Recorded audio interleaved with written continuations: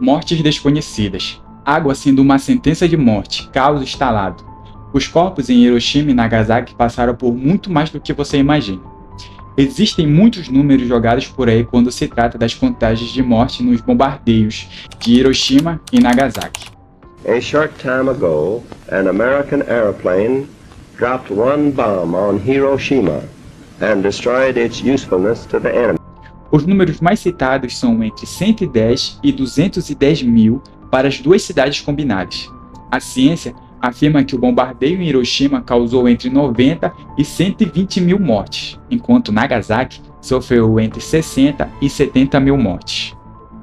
Em 1946, o chefe do serviço médico do Projeto Manhattan, o coronel Stanford Warren, testemunhou perante o Congresso e explicou que os registros populacionais eram incertos.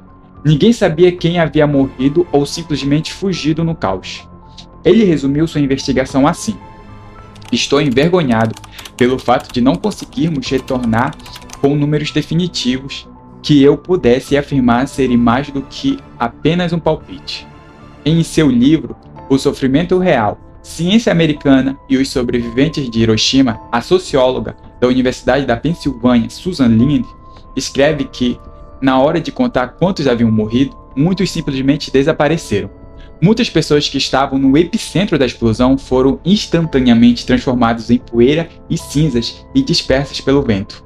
Outras foram aos rios para tentar deter a queima e a dor, e quando morreram lá, seus restos foram levados para o mar. Quando o coronel Warren fez a sua declaração ao Congresso em 1946, ele disse que havia apenas um número concreto, por assim dizer: a cremação em massa, ao qual ele poderia atestar após meses de estudo. Os registros oficiais de Nagasaki listavam 40 mil corpos que haviam sido cremados. Warren sugeriu que outros 20 a 30 mil corpos não foram recuperados por várias outras razões. Muitos deles cremados pelos incêndios descontrolados e furiosos que varreram a cidade na sequência da explosão. Outros foram permanentemente enterrados pelos destroços da destruição. Masako Wanda ainda era uma criança quando a bomba foi lançada sobre Nagasaki, e lembra que ao lado de sua casa havia um terreno vago usado para cremações em massa. Em um artigo publicado pela União dos Cientistas, ela lembrou: "Os cadáveres eram queimados dia e noite. Minha mãe ficou insensível ao cheiro e à enorme quantidade de pessoas diante dos seus olhos." Ela disse que todos ficaram entorpecidos com o que estava acontecendo. O que é dignidade humana? Should human beings be treated like that? We are not created to be burnt like garbage. Ossos e cinzas foram espalhados pelos locais de cremação por semanas após a interrupção da queima. Houve aqueles que morreram instantaneamente e também aqueles que sofreram por uma breve agonia. Isso inclui a atriz Midori Naka, a primeira pessoa a ter sua causa de morte oficialmente listada como envenenamento por radiação. Naka, resgatada dos destroços de um prédio destruído, sobreviveu à explosão inicial em 6 de agosto. Em 16 de agosto, ela estava no hospital com feridas abertas, perda de cabelo e uma contagem de glóbulos brancos que caía rapidamente. Em 24 de agosto, ela estava morta. Naka se tornou a primeira de muitas vítimas de radiação autopsiadas pelo governo japonês na tentativa de aprender mais sobre a doença por radiação e esperançosamente tratar os sobreviventes. Mas aqui é onde a situação piora. Profissionais médicos americanos chegaram no final de setembro e, embora as duas nações tenham inicialmente colaborado, todo o material se misturou. Partes dos corpos e frascos de vidro contendo espécimes foram coletados e enviados de volta aos Estados Unidos, mas os nomes foram trocados por números de caso. Órgãos foram fatiados e estudados, identidades desapareceram quando os envios foram rotulados e embaralhados de forma equivocada. Até o início dos anos de 1950, ninguém conseguia dizer se os espécimes vinham da mesma pessoa. A Comissão de Vítimas da Bomba Atômica americana, criada para estudar os sobreviventes, continuou a coletar parte dos corpos por anos. We were used as a guinea pig twice. First as a target, second as the object of medical research. A Comissão de Vítimas de Bomba Atômica Americana era vista como sequestradora de corpos, com um homem, Kiyoshi, fundador da Associação de Vítimas Atômicas, chamando a organização de Instalação de Produção de Cadáveres. You now have an American scientific institution which is funded by the Atomic Energy Commission, which is operating in a foreign country. Somente em 1955, o Instituto de Patologia das Forças Armadas foi inaugurado com o objetivo de consolidar os restos coletados das vítimas das bombas. O registro era precário na melhor das hipóteses. O Japão ficou indignado e começou a pedir que os restos fossem devolvidos. Isso só aconteceu em maio de 1973, quando o Japão recebeu 7 enormes caixas cheias de fotos, roupas, órgãos, cérebros e olhos preservados em formol. No total, cerca de 23 mil itens foram devolvidos. Susan Linde, da Universidade da Pensilvânia, escreve que as partes dos corpos apareceram no Japão tanto como propriedade nacional quanto como dados científicos cruciais. Os patologistas japoneses estavam igualmente ansiosos para estudar, fatiar e exibir esses pedaços de corpos humanos. Entre as descobertas ao longo dos anos, cânceres de tireoide e leucemia são os primeiros a se manifestar. Cânceres sólidos surgem de 10 a 30 anos depois. Em 1946, um homem não identificado fez um apelo ao prefeito de Hiroshima, solicitando a construção de um espaço para homenagear aqueles que morreram no bombardeio. Isso resultou na criação de um monte memorial da bomba atômica, uma cúpula de terra de 16 toneladas, coroada por uma pequena pagoda. O que seria essa pagoda?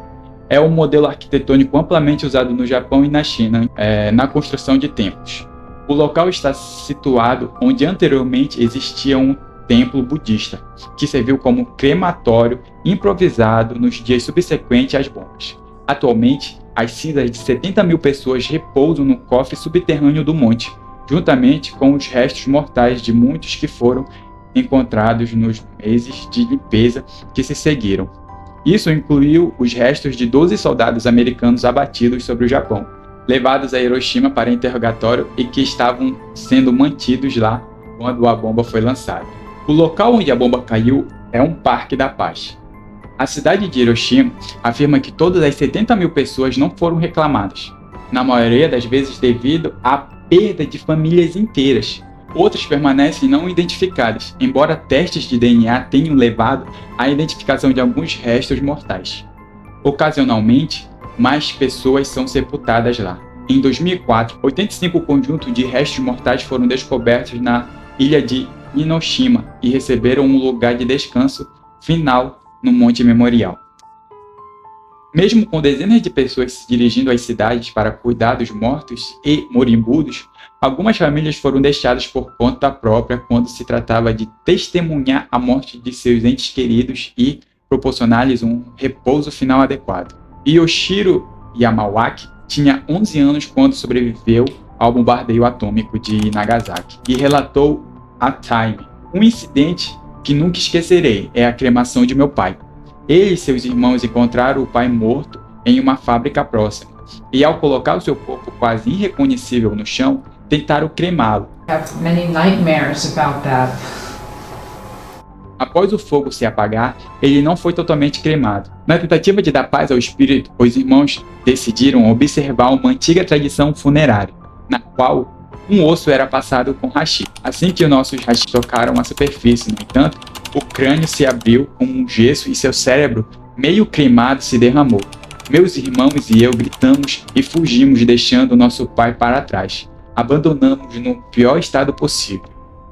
Algumas das imagens mais infames do período pós-lançamento da bomba atômica são as sombras gravadas nas calçadas e pavimentos ao redor das cidades. Costuma-se dizer que são as sombras criadas quando as pessoas foram vaporizadas em seus últimos momentos na Terra. No entanto, segundo o Dr. Michael Anstorm, do Museu Nacional de Ciência Nuclear e História e da Escola de Medicina da Universidade do Novo México, essas sombras são algo completamente diferente. Os pontos escuros são lugares que foram protegidos do calor e da luz da explosão intensa, porque foram absorvidos pelas pessoas que estavam lá. Não são as sombras escuras que foram alteradas pela bomba. Foi tudo ao redor que foi alvejado pela luz da explosão. Ele ainda afirma que provavelmente houve muitas mais imagens horripilantes criadas no rescaldo da explosão, à medida que todos absorviam a energia da explosão e protegiam o que estava por trás deles. No entanto, a maioria foi destruída nas ondas de choque subsequentes, incêndios e explosões de calor. O esqueleto de um único prédio testemunha o que aconteceu aqui. Os relatos imediatos após o lançamento da bomba atômica valem o tanto quanto as vidas daqueles que os contam. Ainda assim, ao lê-los suficiente, algo se destaca. História de pessoas clamando por água e morrendo após apenas um gole. People were burned, suffering, and then, begging for a drink of water. Hikuko Sasaki contou ter visto pessoas indo aos rios no Monte Hijiyama, estendendo as mãos e pedindo água. Alguém disse a ele que, se desse água a eles, morreriam. Seu vizinho morreu, de qualquer maneira. Inosuke relatou ter se afastado de Nagasaki e passado por inúmeros queimados, todos suplicando por água. Sabendo que muitos tinham apenas um pouco de vida, ele começou a levar água para as vítimas de um arrozal próximo. Entre eles estava seu amigo e amada. Em uma entrevista à Time, ele relembrou em um fato muito chocante. Coloquei minha mão em seu peito. Sua pele escorregou, expondo sua carne. Fiquei horrorizado. Água, ele murmurou. Eu torci a água sobre sua boca. 5 minutos depois, ele estava morto. Ele viveu com o fardo de não saber se, em sua tentativa de misericórdia, ele havia o matado. Teria?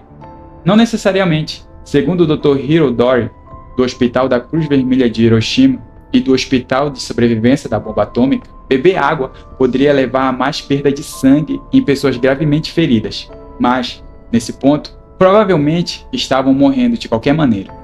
Em 1946, o Distrito de Engenharia de Manhattan compilou um relatório de tudo o que se sabia sobre as consequências da bomba atômica. Eles determinaram que, no caso de mortes imediatas, apenas cerca de 7% foram causadas por radiação. Na verdade, as baixas por radiação foram restritas a um raio imediato da explosão, enquanto que queimaduras graves causaram morte em pessoas a mais de 4 km de distância do epicentro. O relatório constatou que havia uma chocante taxa de mortalidade de 93% para aqueles que estavam a 304 metros de distância do epicentro da bomba. E a taxa só caía abaixo de 50% quando se examinavam as vítimas que estavam a uma distância de 1,5 km. Eles também estimaram que 60% das mortes em Hiroshima foram causadas por queimaduras e 30% causadas pela queda de destroços. Em Nagasaki, no entanto, esse número saltou para incríveis 95% das mortes causadas por queimaduras. Elas esclareceram ainda mais que havia 2 tipos diferentes de queimaduras: queimaduras por flash e queimaduras por chama. As queimaduras por chama eram causadas pelo fogo, e as queimaduras por flash eram muito mais insidiosas, começando como pele avermelhada e piorando ao longo das próximas horas. A exposição a uma queimadura por flash ocorre em milésimos de segundo, embora qualquer tipo de proteção possa evitá-las, até mesmo com alguns tipos de roupas. Essas eram as queimaduras que carbonizavam postes telefônicos, destruíram superfícies de granito e ferveram telhas das casas. Diversas organizações têm acompanhado a saúde dos sobreviventes desde o lançamento das bombas atômicas, e suas descobertas têm sido desanimadoras. A revista Science relata altos índices de doenças como câncer e leucemia, como sobreviventes sofrendo uma miríade de outras questões como anemia, tumores, problemas na tireoide e abortos espontâneos, juntamente com lutas como a culpa dos sobreviventes. Embora esses sejam geralmente conhecidos, há condições menos frequentes, mas não menos angustiantes, que alguns sobreviventes e suas famílias enfrentaram. Yasujiro Tanaka disse à revista Time que não apenas perdeu a maior parte de sua audição, mas sua pele continua a desenvolver feridas aleatórias. Os problemas renais da irmã tornaram a diálise um processo realizado 3 vezes por semana, e cerca de 10 anos após a bomba, vidro começou a crescer na pele de sua mãe, onde havia sido incrustado pela explosão. Torikoshi vive com uma cicatriz espessa chamada queloide em seu pescoço, e ele não está sozinho. Alguns sobreviventes desenvolveram tanto tecido cicatricial que têm dificuldade em realizar tarefas básicas. Um estudo publicado no periódico americano Epidemiologia e Ciências Psiquiátricas examinou o risco de suicídio entre os sobreviventes e determinou que o cuidado com a saúde mental era tão importante quanto o cuidado físico. O pai de Matsuru morreu horrivelmente nos eventos após a bomba. Ela disse à revista Time que ele estava usando um kimono e sorrindo, mesmo que levemente. Embora não tenhamos trocado palavras, soube naquele momento que ele estava seguro no céu.